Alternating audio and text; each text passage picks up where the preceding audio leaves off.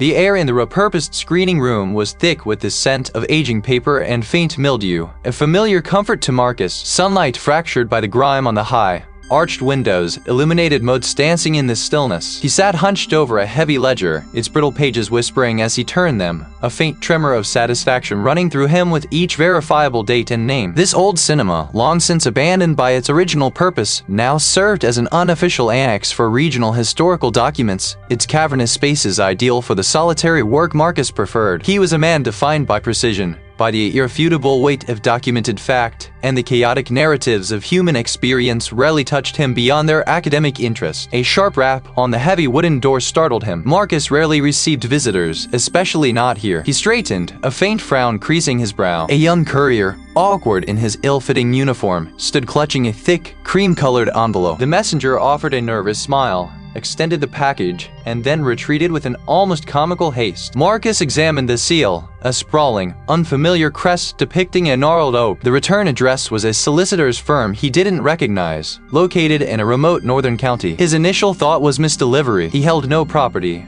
owed no debts beyond his modest living expenses, and certainly had no family beyond distant, uncontacted relatives. Inside, the formal script detailed an unexpected inheritance. Blackwood Manor. The name struck a faint chord, a vague recollection from an obscure regional gazetteer he'd once consulted. The accompanying documents outlined its history, centuries old, sprawling, isolated. The solicitor's letter, meticulously phrased, hinted at the manor's unusual local reputation and suggested Marcus schedule an appointment to discuss the complexities of the estate. Marcus snorted softly. Complexities, in his experience, usually meant structural deficiencies or unresolved boundary disputes, not the spectral whispers of folklore. He folded the papers precisely, placing them back into the envelope. Superstition was the realm of the uneducated, a convenient crutch for those who preferred sensationalism to verifiable truth. He was a historian, not a teller of ghost stories. Still, the sheer unexpectedness of it gnawed at him. A manor, a significant property, by the sound of it, even if decaying. Perhaps there was a rare collection of historical texts within its walls, forgotten and waiting to be catalogued. The thought, a purely academic one, stirred a flicker of interest. He decided to investigate, not out of any sentimental attachment, but out of professional curiosity. The drive north was long and arduous, the landscape gradually shedding its familiar,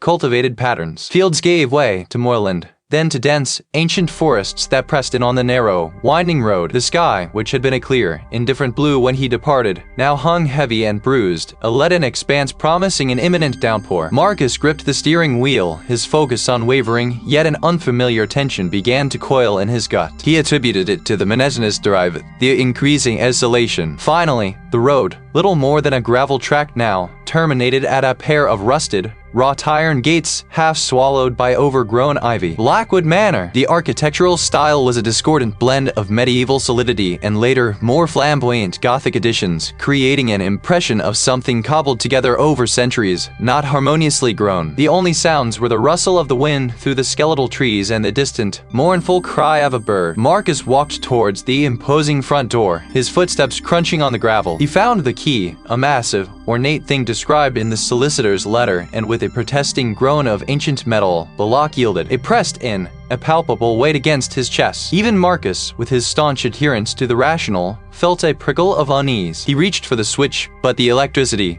predictably, was not connected. Cobwebs, thick as shrouds, draped from the vaulted ceiling and the high arches. A grand staircase, its banister intricately carved, spiraled upwards into impenetrable blackness. Every surface was coated in a fine layer of dust, disturbed only by what appeared to be rodent tracks. He saw no furniture, no personal effects, only the skeletal remains of what was once a grand dwelling. Yet, it felt less like an abandoned building and more like something merely dormant, waiting. The flashlight beams swept across peel-in wallpaper, revealing faded patterns of intricate floral designs beneath the grime. He noticed a persistent, subtle hum, a low vibration that seemed to resonate through the very floorboards, barely audible but undeniably present. He paused, listening intently. It wasn't the wind, nor any obvious structural settling. It was too steady, too deep. It was the first concrete anomaly, a detail that defied his immediate rationalization, and Marcus, despite himself, felt a shiver trace its way up his spine. This vast chamber, once a beacon of fleeting entertainment, now served as his temporary archive. The colossal screen, a gray canvas of forgotten dreams, loomed at the far end, its surface rippling slightly where the fabric had sagged from its frame. Rows of velvet upholstered seats, many torn or missing, stretched before him, silent witnesses to his meticulous work. The acoustics of the old cinema were peculiar, amplifying the rustle of a page, the scratch of his pen, creating an echo that felt almost impenetrable. He had spent the better part of the morning arranging his newly arrived crates of research materials. Stacks of historical documents, maps, and microfiches now dominated the space around him, meticulously categorized. Marcus found a strange satisfaction in the order he imposed upon chaos, a quiet defiance against the encroaching disarray of the manor itself. He was a man who trusted tangible evidence, the undeniable weight of a primary source. The manor's dark reputation, the whispered local legends, were merely atmospheric embellishments, fodder for less disciplined minds. His purpose here was to excavate history, not to entertain phantoms. A sudden, sharp drop in temperature made him pause. He frowned, scanning the high ceiling, the arched windows. A draft, undoubtedly. The old cinema, like the rest of the manor, was a sieve for the outside air. He made a mental note to investigate the window frames later, perhaps seal them with temporary caulk. The sensation, however, lingered, a pocket of frigid air clinging to his back, even as the rest of the room remained relatively mild. It was a peculiar draft, one that felt more like a presence than a current. He shifted, adjusting his posture, dismissing the oddity. The building was old, and old buildings had their eccentricities. He returned to the ledger, deciphering a faded script detailing property transactions from the late 17th century. Then, from somewhere behind the sagging screen, he thought he heard it. A faint, almost imperceptible murmur. It was too indistinct to make out words, a breathy, hushed exhalation, like dry leaves skittering across stone. Marcus paused, his pen hovering over the page. He tilted his head, listening intently. Nothing, only the steady hum of the ancient electrical wiring and the distant groan of the manor settling into its foundations. He scoffed softly. His imagination, undoubtedly, the vast, empty space of the old cinema with its strange acoustics, could play tricks on the ears. He was tired, perhaps, from the travel and the relentless unpacking. He continued his work, cross-referencing names and dates. A small, leather-bound volume, one of many he'd retrieved from a dusty box labeled Miscellaneous Correspondence, 1800s, lay open beside his ledger. He distinctly remembered placing them there just moments ago. He patted his pockets, checked the top of his head,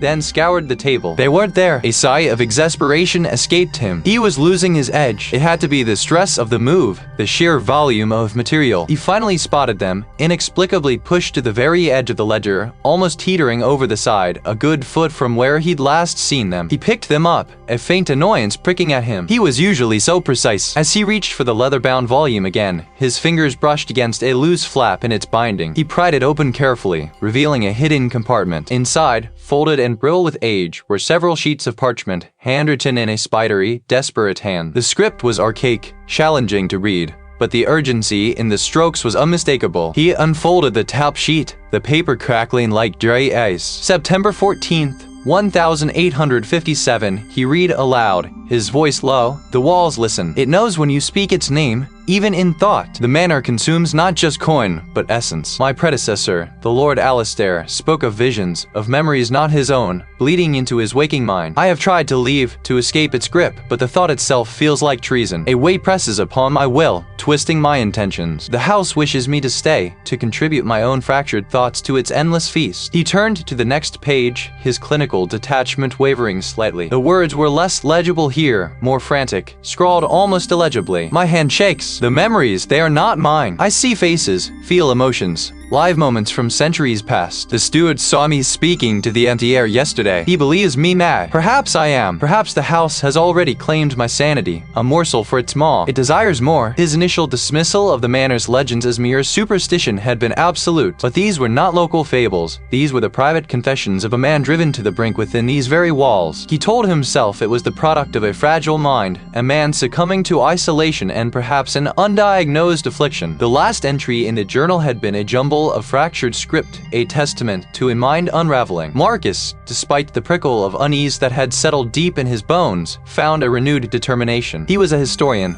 a man of facts and verifiable truths. What he had read was disturbing, yes, but it was the account of one individual, susceptible to the pressures of isolation and perhaps pre-existing vulnerabilities. The manor, ancient and imposing, was a structure, not a living thing. His task was to dissect its past, not to succumb to its implied narratives. He spent the subsequent days immersed in the manor's decaying archives. Dust, thick and pervasive, coated every surface, every brittle page. The air hung heavy with the scent of aged paper, dry rot, and something else, something faintly metallic that he couldn't quite place. He cataloged, he transcribed, he cross-referenced. The meticulous process was a bulwark against the unsettling thoughts that threatened to seep in. It began subtly, a faint, almost imperceptible scrape from the floor above him. When he knew the manor was empty save for himself, he attributed it to settling timber, the groans of an old house. Then came the whispers, not distinct words, but a breathy, indistinct murmuring that seemed to emanate from the very fabric of the walls, particularly in the library where he spent most of his time. He would pause, pen hovering over a fragile parchment, straining his ears. Silence! He would dismiss it as the wind whistling through a loose pane or the creak of old pipes. Yet, the phenomena persisted, growing bolder. He glanced up, his gaze sweeping the room. Not there. He blinked, rubbing his eyes. Fatigue, he reasoned. The long hours, the poor light. Sleep offered no respite. His nights became a fragmented landscape of vivid nightmares. He dreamt of the manor itself, but not as a static structure. It was a churning,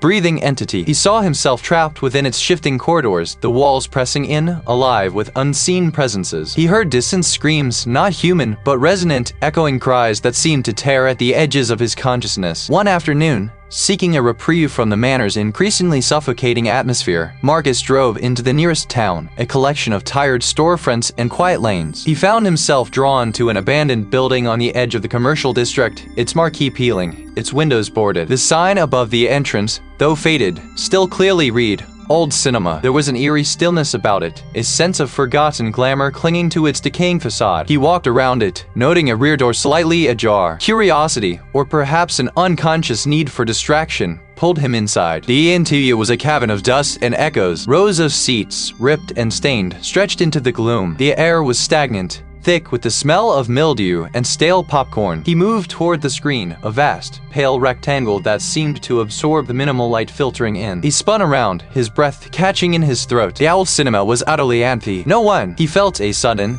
irrational urge to flee, a primal instinct he hadn't known he possessed. He backed out slowly, the sensation of being watched a tangible weight on his shoulders. He forced himself back to his research, determined to find a logical explanation for his deteriorating perception. He had compiled a crude timeline of ownership, a list of names and dates stretching back centuries. The manor had a history of attracting individuals seeking solitude, scholars, artists, reclusive gentry, and a significant number of them, after prolonged residence, had met disturbing ends. There was Lord Ashworth, who, after 5 years within the manor's walls, had been found in his study, having meticulously arranged his collection of rare insects before consuming a fatal dose of laudanum. A wealthy industrialist, Arthur Finch, had, after only 2 years, suffered a complete mental collapse, confined to a secluded wing until his death, muttering about the hunger in the stones. Marcus's clinical detachment began to fray. He saw the threads, now undeniable. Madness, disappearance, suicide. Each incident, isolated by decades or even centuries, formed a grotesque tapestry, woven with the common thread of prolonged isolation within this specific house. It had, in some unfathomable way,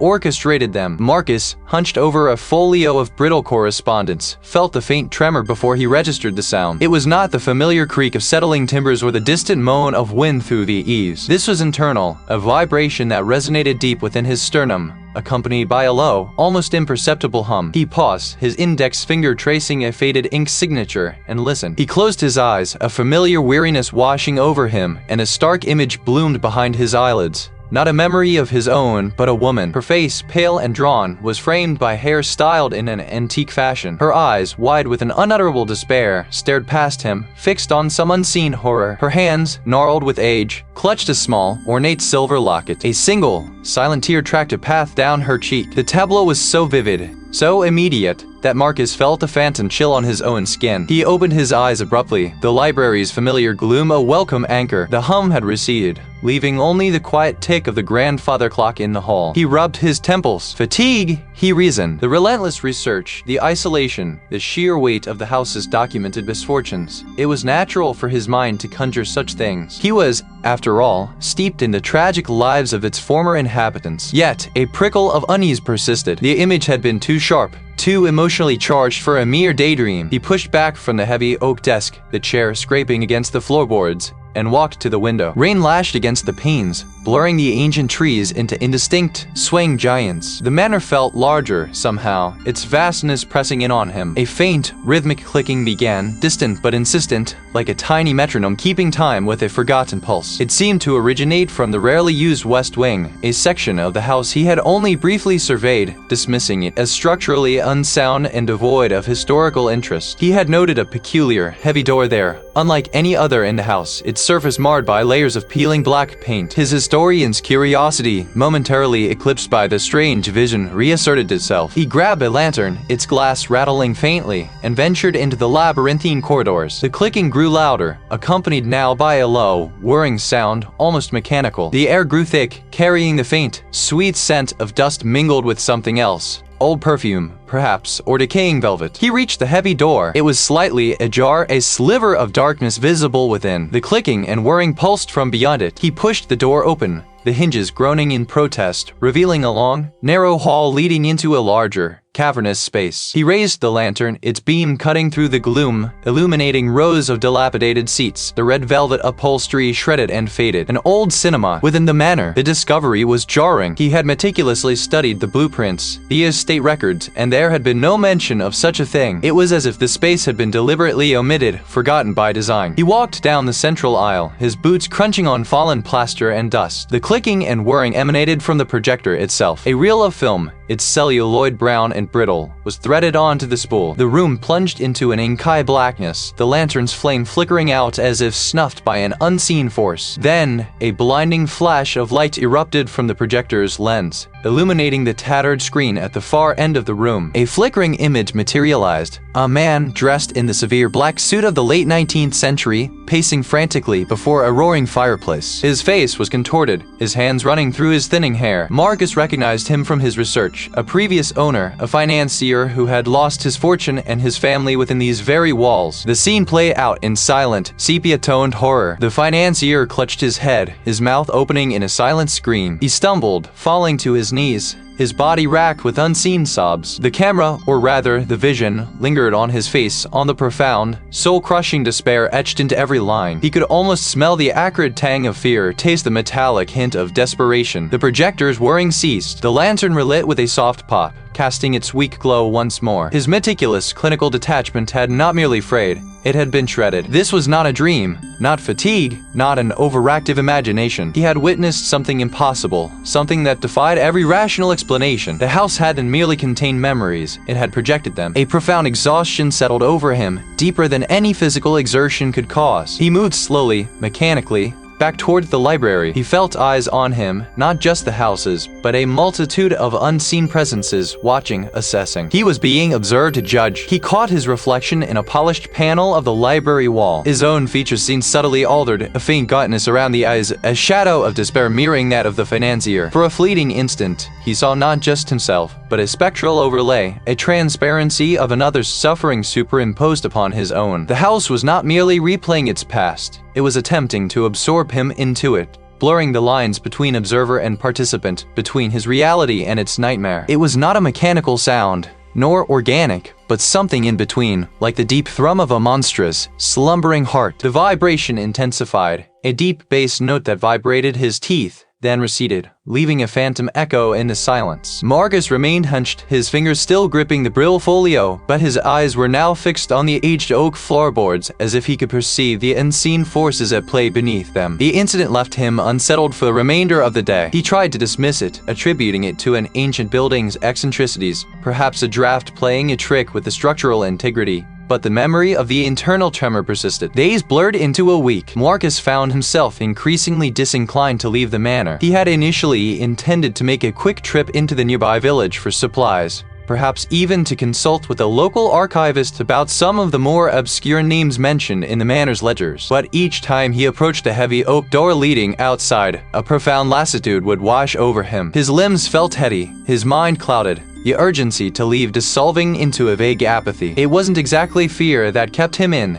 It was a profound, almost comforting inertia. The outside world, with its sharp edges and insistent demands, seemed distant, irrelevant. The manor, conversely, felt increasingly like the only true place of existence. His mobile phone, which had previously maintained a sporadic signal, now displayed a persistent no-service message. The landline, which he had repaired weeks ago, produced only a dead tone. He considered driving to the village, but the idea felt insurmountable. His car, parked just outside the main entrance, seemed to recede into the background, a forgotten relic. He watched it from a window one afternoon, noting the accumulating dust and the faint sheen of green algae beginning to creep across its chassis. A peculiar calm settled over him as he observed it. He did not need to go anywhere. Everything he required was here. This new possessiveness of the house was subtle, insidious. He felt observed, not in a menacing way, but with an almost paternal scrutiny. The creaks and groans of the old timbers no longer sounded like decay, but like soft murmurs, a vast entity settling around him. The air, once merely stale, now carried a faint, musky scent, not unpleasant, but reminiscent of dried leaves and old paper, a smell of profound age and quiet absorption. It was the scent of memory, he thought, accepting it as naturally as breathing. Yet, this strange comfort came at a cost. His sharp intellect, once a reliable tool, now felt like a blunted instrument. He would sit at his desk, staring at a passage, the words blurring, his focus evaporating like mist. He attributed it to the demanding research, the poor sleep habits, anything but the true source. His personal well-being began to fray. The crisp shirts he had brought were now rumpled and stained. His beard grew unchecked, a rough gray mat on his chin. Meals became an afterthought, often just a handful of stale biscuits or a piece of fruit he'd forgotten to eat the day before. He had stopped shaving days ago, the razor lying forgotten on the vanity. One evening, as dusk bled across the sky, painting the library in hues of bruised purple and deep crimson, Marcus found himself drawn to a rarely used corridor on the second floor. He had no specific destination in mind, only an inexplicable pull. The corridor was darker than most, the wallpaper peeling in long, curling strips, revealing plaster beneath that seemed to weep dust. At the very end, past a series of locked, forgotten rooms, a heavy, velvet curtain hung draped across an archway that he had never noticed before. He could almost hear the distant murmur of an audience, the rustle of programs. The memory was so potent, so immediate, that he paused, disoriented. He had not thought of that particular cinema in decades, not since his youth. Why now? He reached the curtain, his fingers brushing the heavy fabric. It felt strangely alive, almost warm. He pulled it aside. The air was cool and still, carrying that same musky, ancient scent. His eyes struggled to adjust to the gloom, but as they did, he began to discern rows of decaying wooden seats, shrouded in dust sheets like silent, waiting specters. On the floor, he could make out the faint, circular impression of what might have once been a projector stand. This was not a part of the manor he had ever documented, or even suspected. It was as if the house had simply conjured it, or perhaps absorbed it. It hummed with a waiting presence, a heavy expectation. Marcus stepped inside, the velvet curtain falling silently behind him. The house had made its claim, not leaving an oppressive, almost viscous silence in its wake. Marcus stood immobile, the lingering vibration of phantom ache in his bones. Before that, the study. Before that, a meal. The details were fragmented, like shards of glass in a dark pool. They were his hands. The thought was fleeting, dismissed. Yet it left a faint tremor of unease. He knew he was Marcus. He knew this was his manor. He needed to return to the study, to the order of his research. He turned, intending to retrace his steps, but the corridor he remembered leading to the west wing now seemed to stretch into an unfamiliar expanse. The polished floorboards,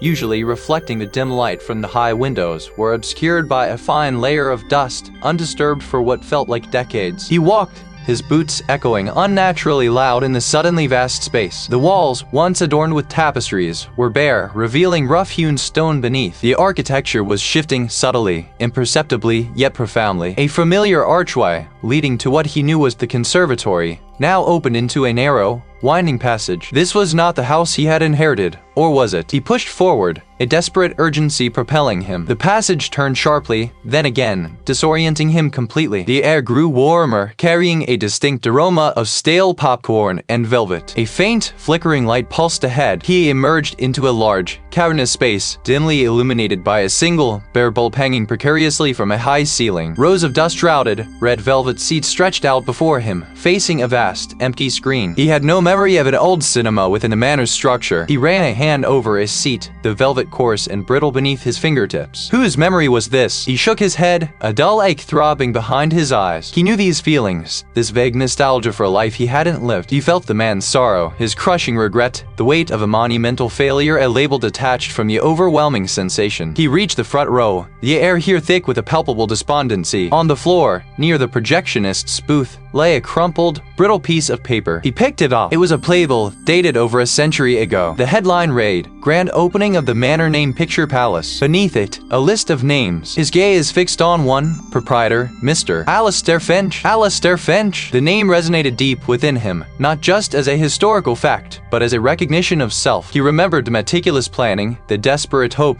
the slow, agonizing decline. The memory was so potent, so utterly complete, that Marcus stumbled back, collapsing into his seat. He clutched the playbill, his knuckles white. The sensation of being Alistair Finch receded, leaving him gasping, disoriented. He was Marcus. He had to be. But the conviction was now a fragile thing, easily shattered. He looked around the old cinema, its decay mirroring his own internal collapse. The house had swallowed his history, and now it was beginning to digest his very self. The bitter sting of failure, the weight of mounting debts, the accusatory whispers of local patrons, the sensations receded with a jarring abruptness like a sudden plunge into icy water. Marcus gasped, a choked, involuntary sound, his hands instinctively clawing at the grimy wooden floorboards of the old cinema. He was Marcus again, not Alistair Finch, though the distinction felt thin, porous, terrifyingly fragile. He lay there for a long moment, chest heaving, the scent of mildew and decaying velvet filling his nostrils. Dust motes danced in the slivers of light piercing the boarded-up windows, illuminating the vast, empty space around him. The projector, a hulking silhouette against the far wall, stood silent, inert. The rows of broken seats were like skeletal ribs testifying to long-dead audiences. The air was cold, a deep, pervasive chill that seemed to seep not from the dilapidated structure itself, but from something far older, far colder, that had settled within its walls. His mind, typically a fortress of logic and skepticism, struggled to process the recent intrusion. It had not been a mere vision, not a historical empathy exercise. It had been an experience. He had worn Alistair Finch's skin, felt his desperation, his particular brand of ruin. Such a complete immersion defied any rational explanation. This was not fatigue, not stress. This was something else entirely. He scanned the cavernous room, his gaze lingering on the tattered screen,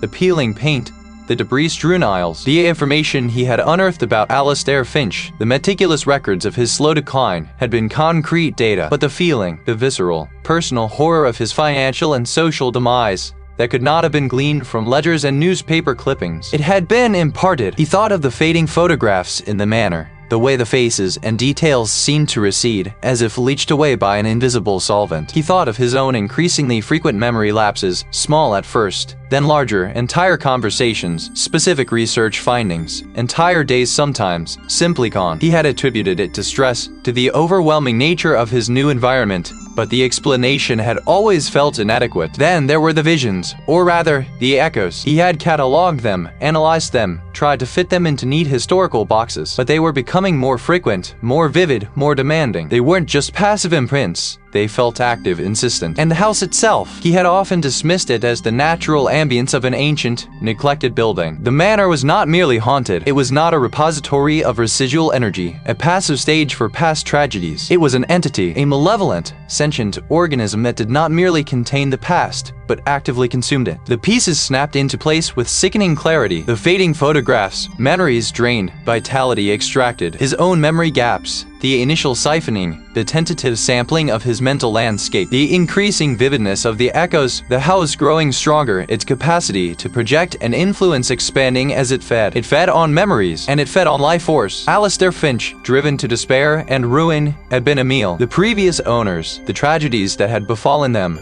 the sudden disappearances, the inexplicable madness, they were not just historical footnotes. They were the house's sustenance. Each victim, each life consumed, made the entity more potent, more pervasive. A low, guttural sound escaped Marcus's throat, a sound he barely recognized as his own. It was a realization that stripped away all his academic detachment, all his ingrained skepticism, leaving him raw and exposed. He was not merely studying the manor's history. He was part of its history. He was not a detached observer, but the current, preferred meal. The silence was no longer empty, but charged with a predatory hum. It was a slow, deliberate consumption, an erosion of his very essence. His memories, his thoughts, his very sense of self, all were being meticulously harvested. The entity was not interested in a quick kill, but a drawn-out, exquisite feast. And he, Marcus, the reclusive historian, was on the menu. He was being consumed. The air, thick and cool, carried the distinct olfactory signature of decay, mildew, stale popcorn, and something metallic, like dried blood. His lungs burned. A profound disorientation preceded the rush of clarity. He was no longer slumped in the manor's study, nor was he lost in a fabricated memory of financial ruin. The ceiling above was a mosaic of water-stained plaster, crisscrossed by exposed conduit. Dim, ambient light filtered through gaps in the boarded-up windows, illuminating dust motes dancing in the sepulchral stillness. He pushed himself upright, his muscles protesting with a dull ache. The floorboards creaked under his weight, a lamentation in the vast, empty space. This was the old cinema, a derelict structure on the edge of the town, long abandoned. He had seen it from the manor's highest windows, a skeletal silhouette against the western sky. How he had arrived here remained an unanswerable question. The transition had been instantaneous, a violent displacement. The realization settled in his gut.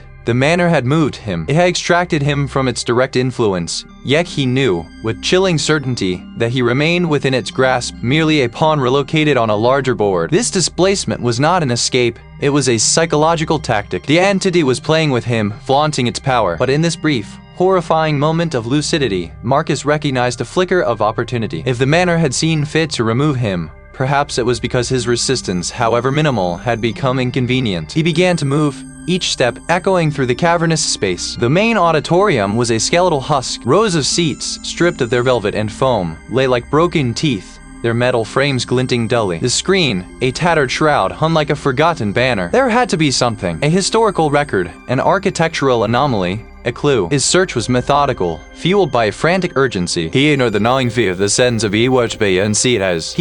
the decaying lobby, finding nothing but desiccated snack wrappers and a rusted ticket machine. He moved backstage, pushing aside heavy, dust-laden curtains that released a choking cloud of particulate matter. The dressing rooms were stripped bare, smelling faintly of old grease paint and despair. The air grew heavier, pressing against his chest. He felt the entity's probing tendrils testing the edges of his renewed lucidity, attempting to introduce the familiar fog of confusion. He clenched his jaw, forcing himself to focus on the task. He ascended a rickety staircase to the projection booth, the wood groaning under his weight. A narrow shelf ran along one wall, piled with canisters of film, their contents long desiccated into brittle ribbons. Behind the shelf, however, a section of the wall looked different. The plaster was newer, a crude patch job. With a surge of desperate energy, Marcus attacked the wall. He used a loose metal bar from a broken chair, prying at the edges of the patch. Plaster flaked away, revealing rough-hewn timber beneath. Reaching inside, his fingers brushed against something hard and leathery. He pulled it out, a small, leather-bound journal, its pages brittle with age. Its cover was unadorned, save for a single, faded inscription pressed into the leather. D. Thorn, 1887. A previous owner of the manor, Marcus recalled from his initial research. Thorn had vanished without a trace, presumed to have fled debts. He opened the journal carefully. The script was spidery, almost illegible in places, but the language was English, and the content was horrifyingly specific. Thorn,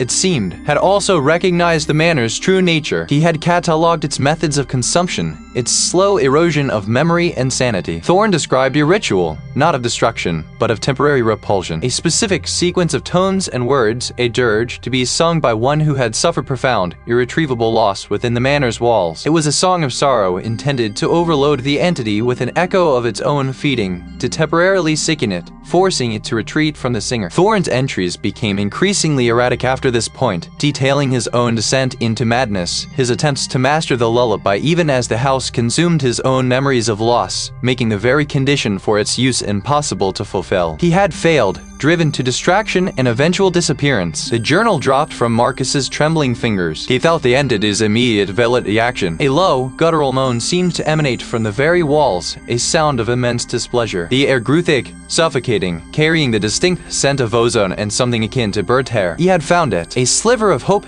terrifying in its implications. The cost, the psychological toll, the prerequisite of profound personal suffering within the manor itself. It was a monstrous exchange, but it was a chance, a desperate, agonizing chance to fight back. He retrieved the journal, clutching it to his chest, the leather ruff against his palm. The cinema pulsed around him, a living, angered thing. Marcus knew, with an absolute certainty, that his discovery had not gone unnoticed. The entity was aware, and it was preparing its retaliation. Marcus clutched Thorn's brittle pages, the ink of faded testament to a desperate hope. A song of profound, irretrievable loss, sung within these very walls. It was a slender thread, almost invisible in the oppressive weave of the manor's malevolence, but it was a thread nonetheless. A path, however perilous, to temporary respite. The manor, it seemed, registered this shift in his internal landscape. The air, already thick with dust and the scent of decay, grew heavier, pressing against his skin like a damp shroud. A low groan rumbled through the floorboards, not the settling of ancient timber, but a deliberate, resonant vibration that pulsed through the soles of his boots. He felt it in his teeth, a dull ache that resonated with the house's displeasure. He moved through the echoing halls,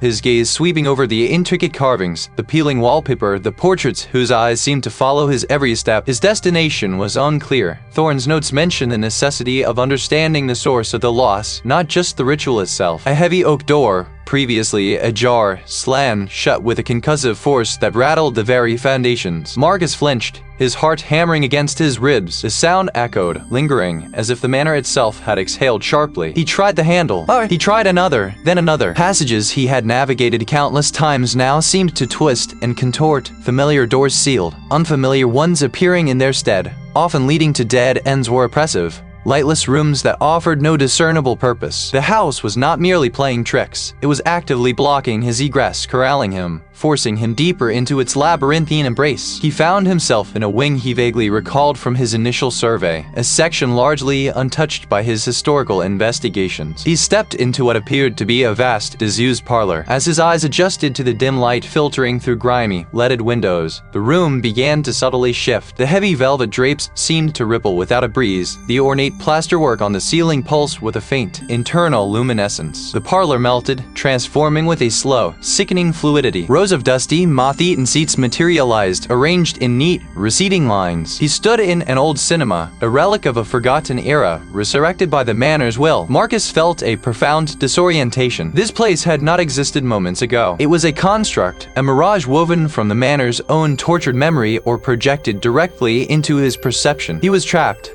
not just physically, but perceptually. Then, the screen flickered. A silent, sepia-toned image bloomed into existence. It showed a figure, indistinct and shimmering, standing alone in a vast, empty ballroom. The image blurred, then resolved into a new scene. A child's toy, a porcelain doll shattered on a stone floor. The camera, or the manor's eye, lingered on the broken face, the vacant stare of the glass eyes. He understood. This was the manor's way of showing him, of telling him. These were its memories, its victims, the countless individuals whose sorrows it had consumed. And it was showing him what it intended for him. His eyes were vacant, his skin translucent, a mere husk. The sense of absorption, of being drawn into the house's fabric, became overwhelming, a crushing weight on his chest. He was not just witnessing, he was feeling the process of consumption. He recoiled, stumbling backwards over the unseen steps of the cinema aisle. The figures on the screen began to move faster, a blur of silent screams, weeping faces, figures fading into the walls, melting into the floorboards. The voices within, reedy, countless echoes of past occupants, their suffering now part of the house's voice. You will be one with the manor. Marcus pushed back, his hands pressed against his ears, trying to block out the insidious litany. It was not merely haunted, it was a living, malevolent entity, actively fighting to consume him. He would not become another silent face on its endless reel. He would find that dirge. He would sing it. He would fight. He turned from the horrifying tableau of the old cinema, forcing his leaden feet to move. The manor was fighting back with everything it had, but Marcus, though terrified, was not yet broken. Not entirely. The insidious litany from the walls had receded, leaving Marcus with a ringing silence that felt heavier than any noise. His hands, still pressed against his ears, trembled. The cold reality was no longer a theory to be dismissed by reason. It was a palpable presence, a malevolent consciousness that had fought him, whispered to him, and sought to dissolve his very identity. He was a historian, a man who sought truth in dusty archives and forgotten texts, and now, the truth was a consuming entity within the very stone and timber around him. He had understood its hunger, its capacity for absorption, but he had dismissed its sentience. No longer. It was alive, and it wanted him. A cold resolve settled in his chest, a counterweight to the creeping dread. He had spent weeks poring over fragmented journals, cryptic architectural plans, and local superstitions he'd once scorned. He had begun to piece together not just the manor's history, but its anatomy. There was a core, a nexus of its power, hinted at in the most distorted and fevered accounts. He pushed off the damp wall, his muscles aching with a fatigue that went beyond the physical. The air in the corridor seemed to thicken, pressing in, laden with the scent of damp earth and something metallic, like old blood. The floorboards beneath his boots groaned, not with the natural protest of aged wood, but with a deliberate, drawn-out sigh. He moved with a grim purpose, navigating turns that seemed to rearrange themselves, doors that appeared and vanished. The manor fought him, subtly at first, then with increasing aggression. A distant, distorted hum vibrated through the floor, a sound like a forgotten projector struggling to catch film. It was a beacon, a morbid invitation. The hum grew louder, more distinct, leading him down a winding, unfamiliar passage that ended abruptly at a heavy, bolted door. The plate, barely legible beneath layers of grime, bore the faded inscription, "The Grand Picture Palace, ESD, 1908. An old cinema. The mayor had not merely absorbed it, it had made it. The wood felt spongy beneath his fingers, almost fleshy. He braced himself, then pulled. The hinges shrieked, a sound like tearing fabric, and the door swung inward with a guttural groan, revealing not a grand lobby,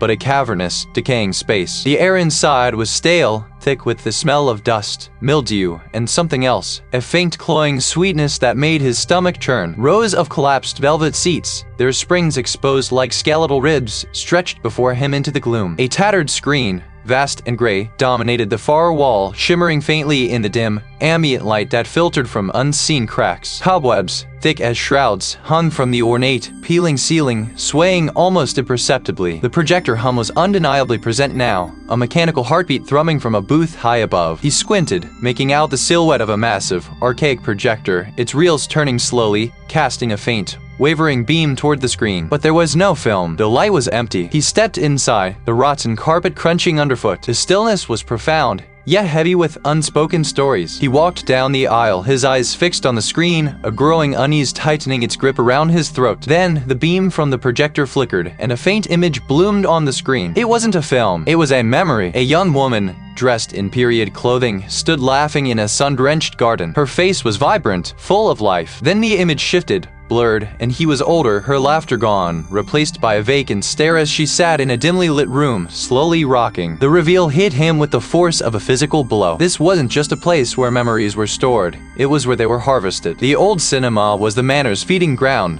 the stage for its consumption. The projector wasn't showing films. It was projecting the fragmented consciousness, the eroding identities of all those who had lived and died within these walls. He saw fleeting glimpses of other lives, a man furiously writing, then staring blankly at a blank page, a child playing, then whimpering inconsolably in a corner, a couple embracing, then sitting apart, eyes distant and fearful. The manor wasn't just taking life force, it was stripping away the essence of who they were, processing it, leaving behind empty husks. The cloying sweetness in the air, it was the scent of stolen vitality. His plan, painstakingly formulated from forgotten lore, felt utterly inadequate now, a historical footnote against this monstrous, living reality. It was the core. He started towards the stage, his steps heavy. The images on the screen intensified, becoming a chaotic, overlapping montage of fear, despair, and mental unraveling. He saw flashes of his own memories, distorted, twisted, his study, his books, his skepticism, all turning to dust, winding staircase to the side of the stage, leading up to the projection booth. Each step groaned under his weight, threatening to give way. He could feel the manor pushing back, not just through sound and image, but with a crushing weight, trying to force him down, to make him succumb to the despair it projected. His head pounded, his vision blurred at the edges, and the metallic tang in his mouth grew stronger. But his resolve held. The narrow, winding staircase offered no solace. Each step groaned, a protest against his weight, against the intrusion. The air grew colder with every upward turn, thick with a palpable malevolence that seemed to coat the rough stone walls. The whispers, faint and fragmented moments ago,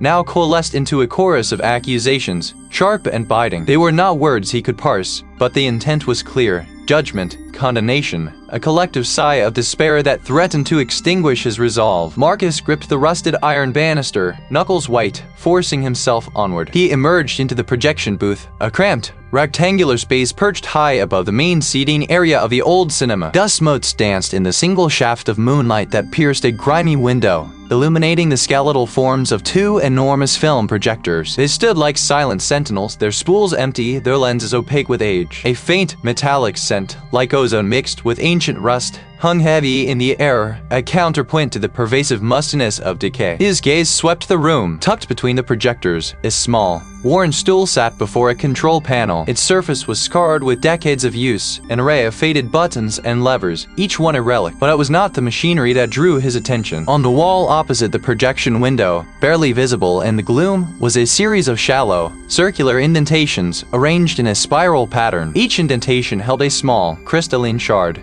no larger than a thumbnail. They pulsed faintly, almost imperceptibly, with an internal light, a deep, unsettling violet. A jolt, not of electricity, but of pure data, flooded his mind. Images flickered. A woman weeping softly in a velvet armchair, a man pacing a grand hallway, a child's fleeting smile in a sun-drenched garden. These were not mere visions. They were memories, imbued with the raw emotion of their original owners. And then, a horrifying realization solidified in his mind. These were the manor's inhabitants, not just their echoes, but their essences, distilled and preserved. The manor did not just consume, it recorded. It filed away lives, experiences, and identities, each crystal a condensed fragment of a soul. The old cinema was not for entertainment. It was a vast, macabre archive, and the projectors, Marcus now understood, were not for showing films, but for absorbing and re-experiencing these stored lives forgotten never leave. The voices were pleading, despairing, yet laced with the strange, possessive triumph. He felt his own memories begin to fray at the edges, dissolving into the cacophony. His childhood home, the face of a former colleague,